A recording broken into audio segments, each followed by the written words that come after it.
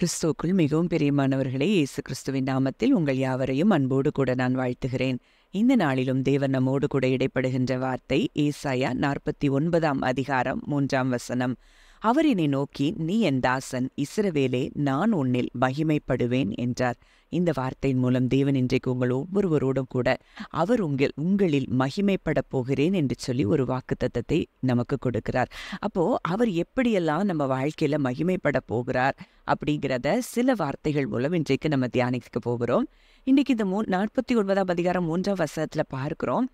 அப்போ அவர் நம்மள எப்படி மகிமைப்படுவார், நம்மளுடைய ஆக்ஷன்ஸ்னால நம்ம எவ்வளோ தூரம் அவருக்கு ஃபெய்த்ஃபுல்லாக இருக்கிறோம், மற்றவங்களுக்கு ஃபெய்த்ஃபுல்லாக இருக்கிறோம் அப்படிங்கிறதெல்லாம் மூலமாய் இன்றைக்கு அவர் நம்ம மூலமாய் நிச்சயமாய் மகிமைப்படுவார். அதை பார்க்கும்போது, நம்முடைய செயல்களை பார்க்கும்போது நிச்சயமாகவே இவர்கள் தேவன் மெய்யான தேவன் என்பதை அறிந்து கொள்ளும்படியாய் தேவனுடைய திட்டங்கள் நம்ம வாழ்க்கையில் நிறைவேறும் பொழுதும் அவர் நம்மில் மகிமைப்படுவாராம். இன்றைக்கு அப்படிப்பட்ட காரியங்கள் இன்றைக்கு உங்கள் வாழ்க்கையில் அவர் செய்து உங்கள் மூலமாய் அவருடைய நாமத்தை மகிமைப்படுத்த போகிறாராம். அடுத்ததா யோவான் 17:4 பார்க்கிறோம், பூமியிலே நான் உம்மை மகிமைப்படுத்தினேன், நான் செய்யும்படி நீர் எனக்கு நியமித்த கிரியைகளை செய்து முடித்தேன். இந்த வார்த்தை அங்கே பிதாவினிடத்துல இயேசு கிறிஸ்து சிலுவைக்கு போகும் முன்பாக ஜெபிக்கிற ஒரு காரியத்துல எழுதப்பட்ட இந்த வார்த்தை தான் அந்த வார்த்தையா இருக்கிறது. இங்க இயேசு கிறிஸ்து சொல்றாரு, பூமியில நான் உண்மை மகிமைப்படுத்தினேன். எப்படி அவர் மகிமைப்படுத்தினாரா? பிதா அவருக்கு செய்யும்படி நியமித்த கிரியைகளை செய்து முடித்து அவரை மகிமைப்படுத்தினாரா. அப்போ இன்றைக்கு நம்மளை இந்த உலகத்துல தேவன் வைத்திருக்கிறார், நம்மை தெரிந்தெடுத்திருக்கிறார் அப்படின்னு சொல்லி நம்ம நம்பணும், விசுவாசிச்சோன்னு சொன்னா, அவர் பிதாவானவர் எதை செய்ய நமக்கு வழிகாட்டி இருக்கிறாரோ அதை நிச்சயம் நாம் செய்து முடித்து அவரை நாம் மகிமைப்படுத்துவோம். அடுத்ததா ஏசாயா 60:21 பார்க்கிறோம், உன் ஜனங்கள் யாவரும் நீதிமான்களும், பூமியை சுதந்தரிக்கும் குடிகளும், நான் நட்ட கிளைகளும், நான் மகிமைப்படும்படி என் கரங்களின் கிரியைகளுமாயிருப்பார்கள். இந்த வார்த்தை மறுபடி சொல்லுகிற காரியத்தை நம்ம பார்க்கிறோம் அப்படின்னா, அவர் நம்முடைய ஜனங்கள், அதாவது அவர் நம்ம எப்படி இருக்கிறோமா, நீதிமான்களாய் என்றைக்கும் பூமியை சுதந்தரிக்கும் குடிகளாய் இருக்கிறோமா. ஏன்னா இன்றைக்கு இயேசு கிறிஸ்துவின் மூலமாய் அவரை விசுவாசிப்பதன் மூலமாய் நம்ம இன்றைக்கு நீதிமான்கள் ஆயிருக்கிறபடியினால நாம் பூமியை சுதந்தரிக்க தெரிந்தெடுத்து கொள்ளப்பட்டிருக்கிறோம். ஏன்னா ஆதாமுக்கு சொன்ன வாக்குத்தத்தம் அதான், பூமியை சுதந்தரித்துக் கொள்ளுங்கள், பலுகி பெருகி பூமியை சுதந்தரித்துக் கொள்ளுங்கள்.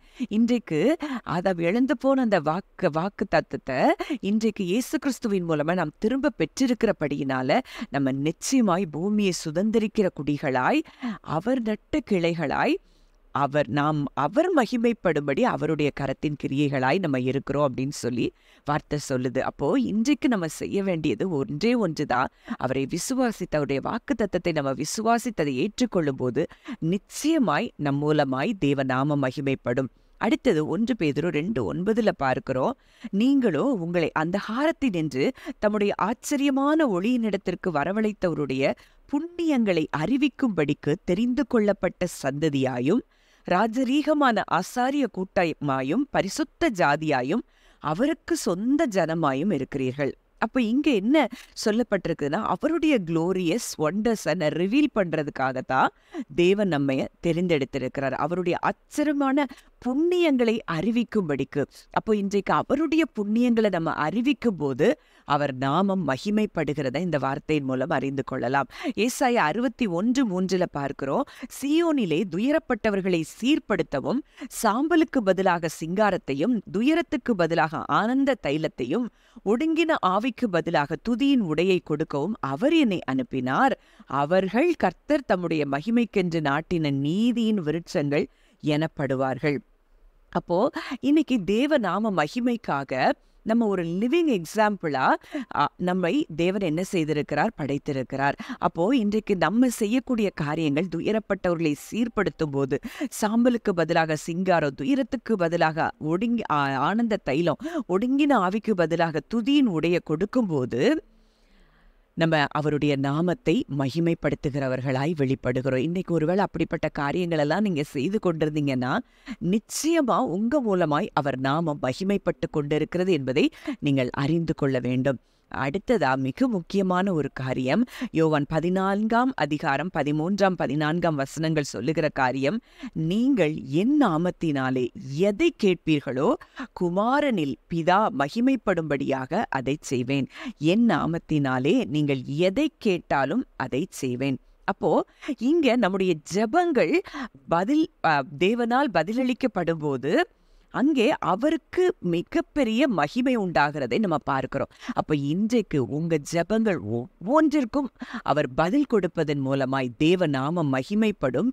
அது எப்படின்னா, அவருடைய கேரக்டரையும் அவருடைய பவரையும் அது ரிவீல் பண்ணுகிறபடியினால இன்றைக்கு உங்க ஜெபங்கள் அனைத்திற்கும் அவர் பதில் தந்து மூலமாய் உங்க ஜெபங்களுக்கு பதில் தருகிறதன் மூலமாய் அவருடைய நாமம் மகிமைப்படுகிறது என்பதை இன்றைக்கு நம்மோடு கூட ஆவியானவர் இறைப்படுகிறார். அதனால தான் மறுபடியுமா இந்த வார்த்தையில சொல்லப்பட்டிருக்கிறபடி, இஸ்ரவேலே நான் உன்னில் மகிமைப்படுவேன் என்று சொன்னபடி இதை கேட்கிற உங்க ஒவ்வொருவர் வாழ்க்கையின் மூலமாய் நிச்சயமாய் தேவன் மகிமைப்பட போகிறார் என்பதே நிச்சயம் சத்தியமான உண்மையாயிருக்கிறது. ஜெபிக்கலாம்.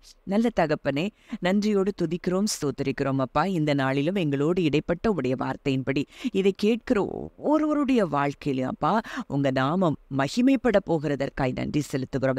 அவர்களை பார்க்கிற யாவரும் ஆண்டவரே அப்பா, தேவ நாமம் மகிமைப்படுகிறதை அவர்கள் காணும்படியாக கர்த்தர் வெளியரங்கமான அற்புதங்களை, ஜெபங்களுக்கு பதில்களை கர்த்தர் அவர்கள் மூலமாய் செய்து உங்க நாமத்தை மகிமைப்படுத்துகிற கிருபைக்காய் நன்றி செலுத்துகிறோம்.